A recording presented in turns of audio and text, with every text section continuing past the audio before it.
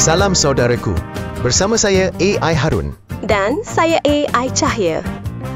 Konvensyen 153 bakal menjadi pentas penting membincangkan kedudukan dan perpaduan orang Melayu di Malaysia. Presiden Parti Bumi Putera Perkasa Malaysia, Datuk Ibrahim Ali, menegaskan bahawa konvensyen ini adalah usaha tersusun untuk mengukir kembali kekuatan Melayu, terutamanya dalam menghadapi cabaran politik dan sosial semasa.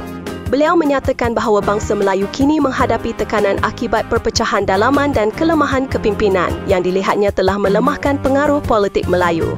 Isu Fasal 153 Perlembagaan Persekutuan dan 7 Wasiat Raja-Raja Melayu menjadi fokus utama perbincangan bagi menegaskan kembali hak istimewa dan kedudukan orang Melayu seperti termaktub dalam perlembagaan. Konvensyen 153 dijangka menghimpunkan tokoh politik, wakil pertubuhan bukan kerajaan dan pemimpin akar umbi.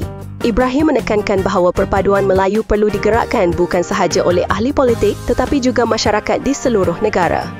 Namun, pengkritik melihat fokus sempit ini wajar dibaca dalam konteks yang lebih luas. Malaysia kini memerlukan kesepaduan nasional yang melibatkan semua kaum sebagai asas kestabilan negara. Dialog terbuka dan inklusif antara komuniti berbilang kaum mungkin menjadi pendekatan lebih berkesan untuk mengatasi jurang sosial dan memastikan masa depan yang harmoni. Konvensyen 153 bakal memberi peluang kepada suara Melayu konservatif untuk menegaskan hak perlembagaan tetapi juga mencetuskan perbincangan tentang bagaimana membina masyarakat inklusif yang seimbang. Sekian saja.